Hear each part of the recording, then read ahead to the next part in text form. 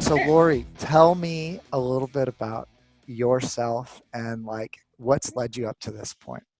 Yeah, absolutely. So, my whole journey started when I was on Wall Street, right out of college. I always wanted to be an entrepreneur, but I knew that I had to make a lot of money. Like I never had it before. So that was a goal of mine.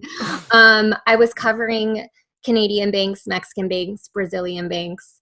And because I was traveling so much and I care about animal welfare, I stopped eating meat. And in the interim, I'm like, how am I going to get protein when I'm in Brazil 10 years ago? That was just not a thing. So I started pouring my protein mix into my coffee as creamer.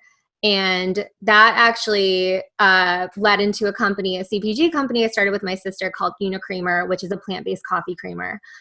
We sold out our product by using digital marketing. I kind of stalked down this one guy from a company called Four Sigmatic, which it's a mushroom coffee brand, which is very popular.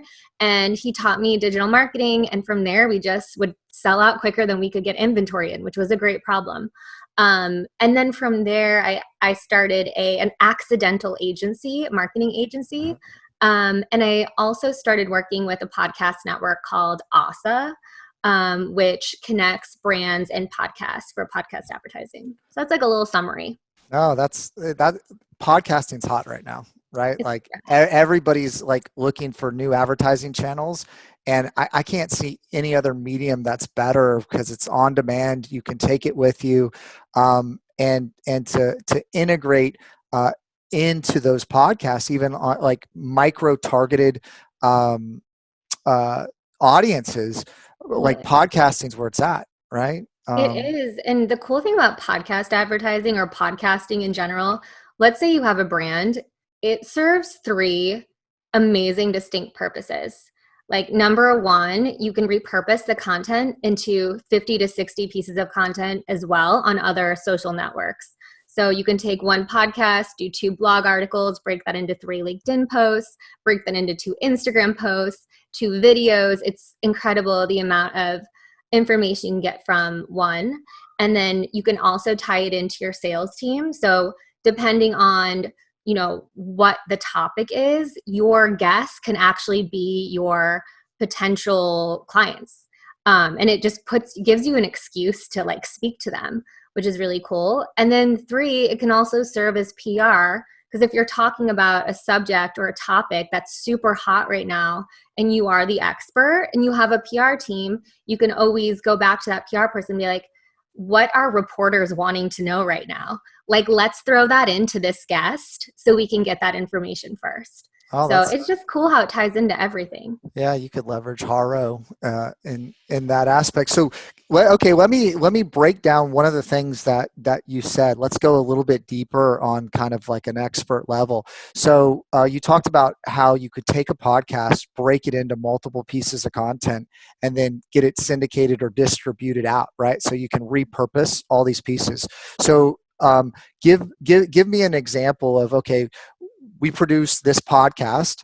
How would you recommend chopping it up and distributing, or what are you seeing as kind of best practices in that arena? Yeah. Well, do you listen to Gary Vee? I'm sure you do. Who doesn't, right? No. Yeah. He put out some sort of PDF that breaks it down into such a crazy way. Because he literally takes 60 pieces, but what you can do from here is I just gave three examples of something, right? Yeah. So like we spoke about before we hit the record button, you can make this into a video for Instagram with just those three things that I just said as one video. Throughout this whole podcast, we can do that maybe 4, 3, 6 times. Yep. You can also make that into a LinkedIn post and ask friends to comment and like and be a trending article. You could also do a Instagram live. We could get creative, put music on and do a TikTok. Not recommended. But to break it down even further, which people don't even think about, is like, let's say we decide that we're going to repurpose one little clip on Instagram. Okay. And then we look down on the comments and we see that there's maybe one person that said, oh my gosh, this is crazy. Can I really do that? Then you take that comment and then you repurpose that into another post that says, this is crazy. You can really do that. and then you like repurpose that whole entire message that he said, because you know that if an audience member is commenting from their own mouth, to repurpose that, so many other people are thinking the same way and they're speaking the No, same I, way. I love that. So we met at Podfest. And, I definitely, I've been podcasting for a while, but didn't really take it seriously as a business, and saw just the growth. I thought I needed to go. I actually had a friend push me to go, and I'm so glad that she did. And I can tell you that one of the things that I've seen is how people are getting a lot more engagement by doing maybe even like a follow-up question answer on Instagram, right? And going like Instagram live afterwards. I think you're doing like some Instagram TV. Is that right? You're pushing some stuff out on the stories or on the TV, like really how the ecosystem of podcasting is creating content that you can distribute across so many different platforms. I think that that's really interesting. So tell me a little bit about ASA and what its mission is, and like what it does, because that's really what I think you were mainly there for in Orlando. Yeah, so ASA is kind of an interesting story too. I wasn't intentionally trying to get into podcasting at all. When I started Unicreamer, I needed a way to actually make money because food companies aren't profitable. So ASA at the time was just a large blog for women called Like a Boss Girls. And Boss Girls, huh? it was called Like a Boss Girls. And we had a Facebook page that our CEO, Marla, grew to over 1.2 million women over 8 years. So it was all organic. It was all an organic following. I think at the time it was like 30,000 Instagram followers. And she just wanted to sell space to advertisers on Like a Boss Girls. But when podcasting started to become real, we noticed that, and this was 2 years ago, or a little over 2 years ago, that only 20% of women were monetizing their podcasts, and then they were just dropping off or stopping. But it was 80% of men that kept going. So we were like, how do we change that? How do we help women create a business for themselves so they can actually talk and we can help them make money? So we decided to start this network where we're going to allow women with all size podcasts, whether you're just starting, where we have a course for you, or you have 1 million downloads per episode, you can come on our network and we'll help you monetize. And it's completely free. We didn't want to make it exclusive either. So you can be parts of other networks. So that's why we're more like a platform. Sure. We don't tie you down. We just ask that the brands that we give you as a podcaster, that you stick with them through us. So that's kind of how ASA came to be, is just wanting to help women have a voice and not worry about, having production and all of the other things, because we can handle that for them. Very cool. So I looked up Boss Girl. It looks like there's a Boss Girl, Like a Boss Girl compilation on Yeah, I wouldn't look that YouTube. up. I would not look up Boss Girl, because there are like probably a zillion. We got rid of that name so quickly. When my copywriter came on board with ASA, that's how we met, and she's brilliant. She's like, we're changing the name right away. There's like probably a zillion of those. And what does ASA mean? Because you were telling me that in the pre-interview. So Yeah, Asa means the Greek goddess of gossip, I think. Let me actually Google that and double check. But I'm pretty sure, and that's why it's spelled OSSA. Got it. Yeah, let's see. Asa, Greek mythology. Let's actually get the real meaning.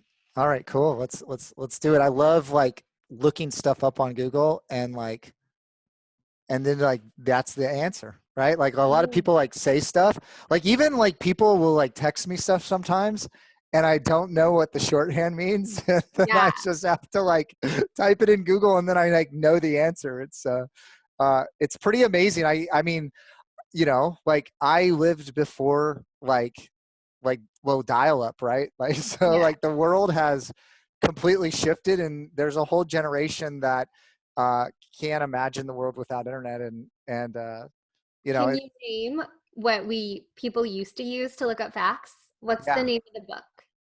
What's the name of the book? The dictionary? Is that what you're talking about? No. What's the name of the book they would release once a year? that had like all new facts. The Guinness Book of World Records? I don't know. Nope. It's What? called the Almanac. Oh, the almanac, yeah. Or they like those people that used to sell like encyclopedias door to door, right? And they would have Yeah. like all those different things. Like I loved looking through those pictures and those books. And Yeah, I remember the encyclopedia too. I mean, I'm 33, so it's not like I had my cell phone, my first cell phone when I was 17, and it was just that large Nokia so phone. did you get on Facebook in high school? Was that the right No, time frame or before?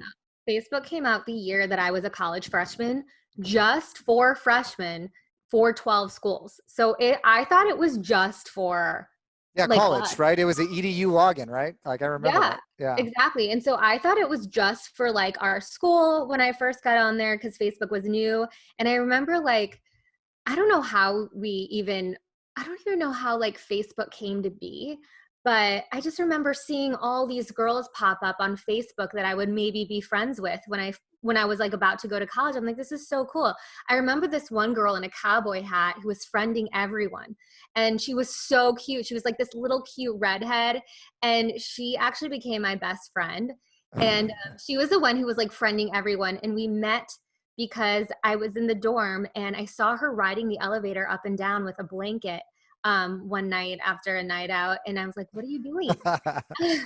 And then I recognized her from Facebook. And so it was, yeah, it's so crazy how we were literally the first generation, Well, only 12 people use it. I'm I mean, it's so interesting how social media has like evolved, how the internet has evolved, and like how it's only been around 20 something years, right? Like, I remember when Facebook came out, like you could like stuff, and then like everybody was like poking people, you know what I Yeah. mean? You know, Yeah. and then like there was people protesting, like I hate Facebook, you know, like I'm not going to use it, like, Yeah. and it was just like this tidal wave that like hit everybody and just changed how we interact. Like I think right now with what's going on today with social distancing, it's kind of the same thing. It's like there's things that are hitting us that are changing completely how people are doing business, how they're interacting. It it's pretty interesting to kind of live through some of these different cycles, right? You know? Yeah. Could you imagine like not having the internet during this time? Oh my gosh. I mean, it would like you would basically, I can't even fathom. And that could very well be the case. Like if this happened 20, 30 years ago. So, so bizarre. And also, okay, so Greek, this is what also means. All Found it. right, awesome. Um, okay, in Greek mythology, femi, which makes sense, feminine. Roman equivalent fama, also known as Asa, was the personification of fame and renown, her favor being notability, her wrath being scandalous rumors. Ooh. What? That's amazing. I didn't even know that definition. You're just embodying it, right? Yeah, You know, I feel like it's you were the representative of us at Podfest. yeah, wow, look at that. Look at Our that. I mean our And booth, and you're like, and I don't eat meat. Like here. yeah, and I don't eat meat, so Yeah. So there you go. No. yeah. So okay. So like really interesting stuff. Like tell us a little bit more, or tell me a little bit more in depth about how um how that industry works. Like there's probably a lot of people out there that are sitting at home, right? There's nothing else to do, Yeah, but they have the computer, they have internet, they have a phone, right? right. There's ways that they can connect with people. They have everything they need, right? You have in the phone more technology than we went to the moon with. Like I've heard that before. Yeah. And so now is a great time. I don't know if you know this. I actually wrote a book. It hit Amazon bestseller. It was called Build Your Brand Mania: How to Build a Personal Brand and Attract Your Ideal Customers. And Oh, great. yeah, or how to build yourself as an authoritative brand and attract your ideal customers. Build your brand mania, and like it all talks about like if you trade on your name, like how to build a business from nothing, right? Or if you're a lawyer, doctor, plastic surgeon, plumber, like anybody that like their name or who they are is important to drive the business. A lot of CEOs, right? Like Right. their main job is to promote the business, really, you know, once you get to a certain level. And then, you know, realtors, like any industry, uh, who you are as a brand is becoming more and more important and what you're doing on social media. And what I did is like, it's just so overwhelming to people. And I do SEO. I run a digital agency. And so I really wanted to kind of expand what SEO is. So SEO, like search engine optimization, is a black box to a lot of people. Mhm. And I wanted to demystify that a little bit. And really what it is to me is like online PR, right? Like, so it's Yeah. not advertising. I think advertising, there's a bridge there where they connect, but it's just like online PR. It's getting visibility. It's getting out there. And I said, you know, like all this stuff that I'm talking about is these platforms are just different mediums to communicate the way that people connected before, and the algorithms trying to mimic what's important, right? It's like links Right. or votes and this type of thing. So I broke down in kind of layperson language um, how to actually do SEO on yourself Oh, and wow. how to leverage like all these different areas from AdWords and Facebook ads and email drips and Yeah. SEO and all this kind of stuff, and to kind of put it together in kind of a format that people can follow.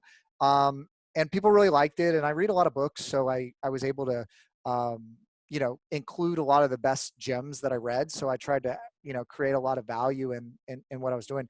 And I think that bridges over right into podcasting, and podcasting is one of the probably I think 30 maybe even 40% of our agency's revenue come through people that connect through the podcast. So it's a really powerful medium. I think Yeah. for me, that's how I was viewing podcasting. We've been doing it for a while. This podcast that I'm a co-host on has been going 10 years, and it's one of the premier podcasts in the digital marketing space. But it was always, this was kind of something fun that we were doing. It was, SEO is a moving target to kind of stay updated what's going on and kind of share that with people. So we Right. weren't kind of keeping it to ourselves, right? Just, helping people and sharing what we were learning. And Right. then people were like, hey, we want to work with you. And so it became that, but I never really treated it as a business. And that was actually really the main driver to go to Podfest, is to understand that this is becoming not just a cottage industry, but a real industry where there's advertising dollars. We were just in the pre-interview talking about how Nike and some of these other brands are getting involved with influencers, and podcasts are a really hot medium that people are going after. Can you maybe give me a little bit of your take on just kind of the development of the industry and like where that's gone?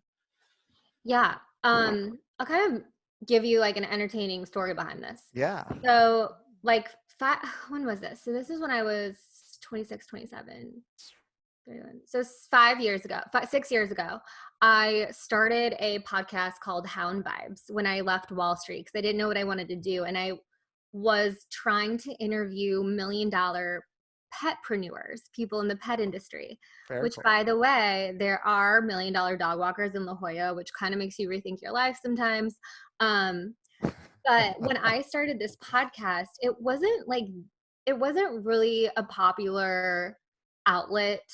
At the time, it was becoming popular, but there was like a handful of people that you knew about. There was like Tim Ferriss, NPR, 40-hour work week, right? Like 4-hour work week or whatever. Like yeah.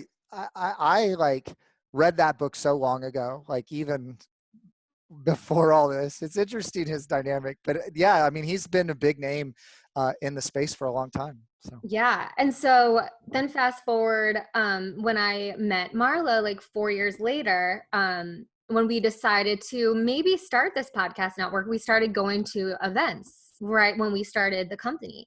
And it was still very gamer like it wasn't the general public that was podcasting yet. It was kind of like introverts behind the mic, and it was a very weird crowd. It was really interesting to go from like Wall Street dinners to speaking to like techie gaming people in podcasting. And I'm still friends with some of them to this day. Like, I'm not judging, but I'm just saying that was what it was. And now fast forward to 2020, everyone's podcasting. It's so mainstream. And so how there were Instagram influencers and brands were paying like Kim Kardashian, they were paying at first $50,000 to show their lipstick. And then they're like, oh shoot, now everyone knows that Kim Kardashian's getting paid $50,000 or probably more to Yeah. advertise lipstick. So Yeah. now we're going to micro Instagrammers, right? So then people were paying bits and pieces to a ton of different influencers and managing that program. But now people are like, oh, there's power in voice more than there is just holding up a picture.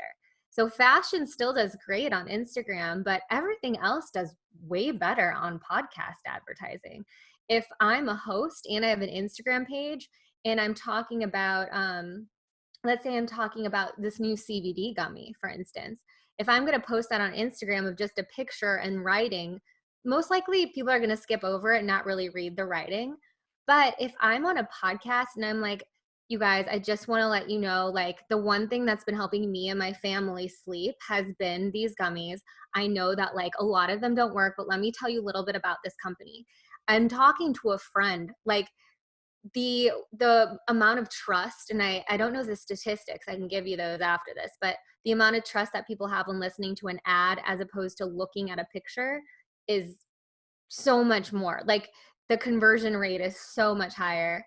And I think the statistics for brands was like, if you do put money into podcast advertising, you should see a 32% growth in all sales or an ROI. Depends on a ton of things. So I don't like to take those statistics too seriously. But that's kind of like what has been happening in the podcasting world. So I can give you a pretty recent example. So my business partner has a supplement company that actually produces longevity in rats. Okay, like there's no human data or anything like that, but there's kind of Wow. people on the fringe that like in rat testing. Right. The next step is like I think mammals or something like that, and then it goes to humans. But in most studies, anything that happened in rats happens in humans, like 90 something % of the time. So people are just kind of making that leap or projecting what's happening. And people started taking it, and he really didn't know what to do because like it wasn't indicated in humans. And we did a bunch of research to figure out can we do this? What are the what are companies that are in the supplement space? Like, so we did a bunch of research. We're funding a couple different studies, but essentially, like he came to me and was like, "Hey, how do we grow this thing? Right? Like, how do we grow this thing if it's direct to consumer versus like we're selling to institutions?" And so we put together this crazy plan to do that, and we like, so we maxed out, like we're ranked first for like everything for SEO. We're running Facebook ads, we're running AdWords, and this is actually something we're starting to talk about in our agency, like the life cycle of clients. So like if you bring on a client that can grow and scale, they're moving into new cities, they're growing, their budgets are getting bigger. If you're reinvesting say 7-8% like small business administration suggests, or even 15%, like you're reinvesting that money in advertising, like the budget gets bigger and bigger, and you kind of hit you max out in certain areas, right? And so a number of our clients have just really exploded in growth, and they're like, hey, we want to keep growing. What's next? Like, what's that next layer? And so we were doing a strategy session of like, where do we go next? Like, what are we doing? And we created a new brand. Now we have dogs, we have cats, we have like created all these different brands and these different marketing channels. And we started working with micro influencers, started getting on podcasts, like Coast to Coast AM. I don't know, George Norrie, I don't know if you follow kind of some crazy stuff, or like Dr. Gundry. Like I know you're in the, I've heard of yeah. So we got on Dr. Gundry, and we're actually doing a deal with Dr. Gundry. He has a olive oil, and we mix it in olive oil, and he's got this magic olive oil or whatever, and we're combining our molecule that actually won a Nobel Prize with that, and then are going to co-promote that. Like, so really everything's kind of taken on a life of its own of like where it's going and how we're marketing it. But really what is that new frontier? We're seeing it being podcasting, not even podcast advertising, just like guests getting on podcasts and talking about. We were on a guy that had a big like testosterone like podcasts or whatever, Mhm. right? It was like men's health and that sort of thing. And then gave him an affiliate code, and it was a pretty decent sized podcast. And I think we were in the five figures of revenue. Um, Yeah. uh, the Just the from that. the 2 weeks after that, right? And then Yeah. we went back, like typically, like if that does well, then we go back and then we do the, hey, can we advertise directly with your podcast based on how it goes and like the target audience. But I mean, that's what we're seeing. Like when I talk to him, like he'll tell me like, hey, I gotta get on another podcast. Yeah. Like that's like all he's like thinking is like, hey, I need to get the message out there, and podcast is just a great medium. And now we're looking at building him a podcast to invite guests on, right? Mhm. And we're putting some serious dollars behind this. Also with our agency, we've got a decent size following as well, and we're offering like podcast pitching as like a service. I just took people that were reaching out for guest posting for links and stuff like that, and said, hey, instead of like promoting this piece of content, promote this person, right? Like, so it's a Right. very kind of similar concept. And I'm just seeing the whole market and landscape change. And again, when we go kind of back to social distancing, I really want to get your take on what you see happening with this, where you might see it going. We can make some predictions or whatever, but I'm seeing buyer behavior completely change, right? I'm seeing Yeah. how people are shopping, what people are looking for, what people are based on the data searching for, screen times going up, different platforms being used, and even Facebook. It was crazy. Facebook was saying in the areas they're seeing growth in, right, and user growth, ad revenue is not continuing, so they're actually getting hit. And then I'm looking at that from like a contrarian standpoint, going, ad revenue is even cheaper and more people are on screen time and less people are spending money. Like now's the opportunity to really promote your brand, to get your message out there more than any other time, you know? Yep. And I and agree. and that's why I wanted to have you on and kind of talk about this, because this is an area even for me that, like, okay, we want to talk branding, we want to talk SEO or kind of anything digital marketing. Like I can talk about it, but podcasting, again, it's so new, it's evolving so quickly. You gotta have someone that's in it to really speak to that ecosystem. And I'm interested to hear what the clients that and the advertisers are doing with these podcasts. Are you seeing like a ramp up of spending? Are you seeing more Hmm. people interested in monetizing it? Like, what do you see happening in the marketplace? Oh my gosh, we've been so busy, honestly, at ASA. Like the last 2 weeks since this whole thing has happened, we've been slammed because people had to pull money out of like dinners, out of in-person events. Events have stopped. Like anything that's person to person has stopped. So I think for digital marketing, for Facebook ads, Instagram ads, depending on like the type of product or service you have, and for podcast advertising, we have been very, very busy. So we're actually looking for more podcasters because we need to fill campaigns.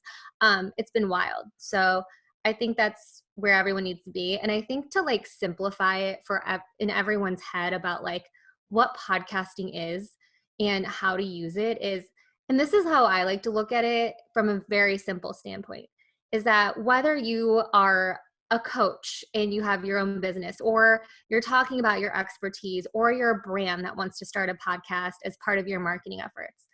Like I look at podcasting as a pillar piece of content. And what that means is that is the one piece of content that's going to give you a lot of other pieces of content like we hit on earlier. And how you can look at that one pillar piece of content is, I want to make my business easy and I want the process to be easy. So instead of looking at podcasting as so overwhelming, how do I get started? What kind of mic do I use? Honestly, like, yes, sound quality matters, but now you can actually jump on Fiverr or some sort of network and get someone to edit it for so cheap. Microphones, like this microphone is $60, you guys. Sound quality is usually pretty great. So aside from like the technicalities being super cheap and easy to start, Google it. There's a million platforms to support you to just get on a mic and start recording. Then you can just think of it as just like this really awesome marketing team for you. This one podcast is your marketing team. And then you can put a couple pieces of it here, a couple pieces of it here. You can sell ad space here. Just look at it as like a team in itself and a pillar piece of content. So I kind of just wanted to break it down for people to make it a little easier to understand like what podcasting is. Yeah, I mean, I think people have a fear of maybe what they look like or what they sound like, or if they're going to say something silly or whatever. And I think that the genuineness of people getting to know, like, and trust you, and like who you are, is why someone's going to listen to you, right? Or Yeah. buy your product or service, or whatever it is, like whatever your intent is or whatever you're passionate about to share your cause. Like, people are going to connect with people, and like, real, right? Like, Right. I think one of the things that I'm seeing in social media is people are kind of moving away from just posting like the highs, right? Like, Oh, and yeah. then, like, everybody used to just post the highs, and then like there's people getting depressed that like my life's not that good, or whatever.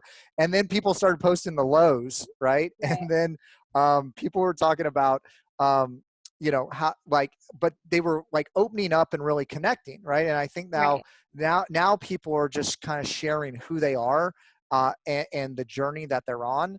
And I think that that's why the Kardashians that we talked about earlier did so well. Like, they just said, like, here's the good, bad, and ugly of who we are. Exactly. And as they built that kind of presence, that following, that brand, people said, hey, you have an audience. We want to have access to it. And I think anybody can do that today. Yeah, I did a podcast earlier, right, with my phone. Yeah. And just Right. like, so, I actually, I did the old wires, right? Like, even, I mean, you have Yeah. everything you need to put uh, a podcast together. So tell me a little bit about how, if someone that had a podcast or was thinking about start a podcast, or they're sitting at home and they don't have anything to do, or they're looking to say, hey, my job's maybe not that secure, I want to get something on the side going, right? Right. And I'm passionate about dogs or Mhm. vegan or something like that.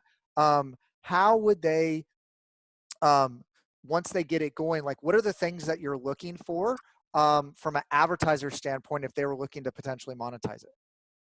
Yeah. Okay. So I'm like I love to write things out. That's how I think about things. So, um, and if you're going back to my Hound Vibe story, if you're just watching this clip, in between jobs, I started a podcast where I was interviewing animal entrepreneurs who are making over $1 million in the industry. Why I started that was because when I quit my job and I was trying to figure out what I really wanted to do as an entrepreneur, or even if you're looking to quit your job and you want to have some sort of a plan, how do you meet people? How do you network? What's a better way than to podcast as an expertise and then ask people to come on? You're automatically tied down to an hour-long conversation with them. So it's like such a great way. And it's also very flattering to them if you ask them to come on. Why I came up with this? How did I come up with Hound Vibes? Well, I listed um, 5 things that I was passionate about. And then I also listed 5 things that I was really, really good at. And so one of those things is I loved animals. I want to have my own animal sanctuary one day where I'm rescuing a lot of them. And then my other thing was I love to talk. I'm a Jewish girl. We have a reputation for not shutting up. So I'm like, oh, this is perfect. So I grabbed a mic and I just started, I put together. So I'm going to interview people who have businesses that deal with animals. That actually led to one guest who started a very large pet medical company. And he asked me if I wanted to be the head of sales and marketing for a startup, for his friend's startup. And I learned everything I needed to know about how to run a CPG product from that one startup, which led to Unicreamer. So I would say if you wanted to start, think of 5 things that you love, that you're super passionate about, 5 things that you're really, really, really good at, and then tie those 2 things together into a podcast and just start recording and see where it goes. You'll figure out the process. Like, if you start to try to perfect it, it's not going to work. And then, like, pillar content wise, this is what I mean by that. And I keep going back to it. So, like, you start with like your podcast, right? That's Yeah. like your main thing right now because You're like, oh, I want to start a podcast, but I don't know what. You figure it out. So there's your podcast. And then you're like, oh, but I want to share it. How do I share it and get reviews? So then you write 2 blog posts. You take your first half hour and your second half hour and you write 2 blog posts from there. Boom. Yeah. And then you're like, wait, I have Twitter too. So then you screenshot a sentence from this blog post because it's so cool. And you're like, okay, Twitter post. There you go. Then you have other piece of content. Then you're like, wait, but I also want to make this a video. So then you go over to here and you map out an Instagram post. So then you have that. So like you can make this a process that you do every time. You can record on a Monday. You can repurpose into 2 blog articles on a Tuesday. On a Wednesday, you can make a Twitter post. And then on a Thursday, you can make the Instagram video. So that's how easy the whole process can be if you really wanted to just break it down and simplify it. I like that. I like that. That was a nice little clip there too. All right. So okay. So now they have a podcast. They've gotten the hang of things. They're interviewing some people. They're getting it going. You know, what I've heard is like, you know, if you can get past 8 podcasts, that's what I heard at Podfest. You get past 8 podcasts, like that's when people typically stop, right? Yeah. So like, hey, okay, you're 8, 10 podcasts in, you got the hang of it. You're producing, you're enjoying it, right? I think you got to enjoy it. I think it's super important. And so you're like, okay, how do I monetize this now? To either supplement the cost, right? Because it does take a lot of time, or if you're paying people to do it, like it could get a little bit pricey. So what are some ways that they could monetize it? And then also with like ASA, if they're like, where's the level that they need to get to want to reach out to you? Yeah. Well, first of all, I have like 3 minutes and I got to run next door because I have a meeting. But to answer your question, how do you monetize your podcast, or how do you even begin to think about monetizing your podcast is number one, we actually built a course created by people that were already monetizing their podcast that has 8 modules for any of the new Awesome. podcasters that come on.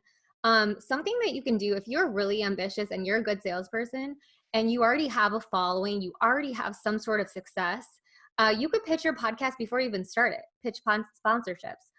There was this company in Chicago, and they had one of the most popular gyms as their sponsor before they even launched, because they put together a media kit and they did PR for this huge podcast they were doing. So if you create a business around it, do a media kit, say, oh my God, I have all this information. I'm doing a weather podcast, and I'm going to be podcasting about why the weather is like this every single day in Chicago. This is a big deal.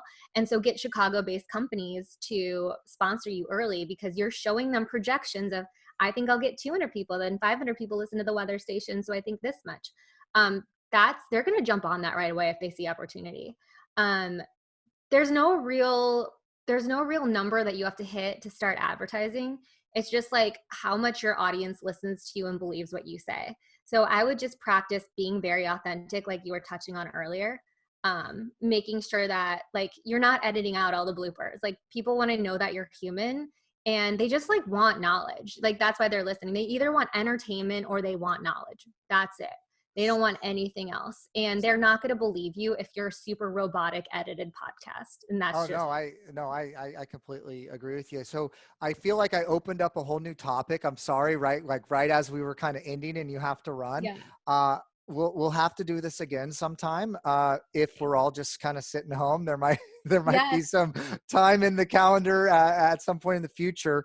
But really quickly, how can people get in touch with you if they want to find out more and check out this awesome creamer, as well as the Women's Podcast Network? Yes. If you want some plant-based, really awesome portable coffee creamer, you can go to unicreamer.com, or you can find us on Instagram. You can also find me personally at Lori, Lori _ Lefcourt, LEF, like Frank, and then court, like tennis court, on Instagram. You can also find me on LinkedIn. We're building a website for our agency still. And then for podcasting, you can go to asacollective.com for content. And you can go to joinasa.com if you are a woman podcaster and want to grow your show. Awesome. So that's it. Awesome. Well, thank you so much for your time, and we'll do Yeah. this again at some point in the future. And Thank you so much for I'll, having me on. yeah, for sure. Thank you. All right. Bye.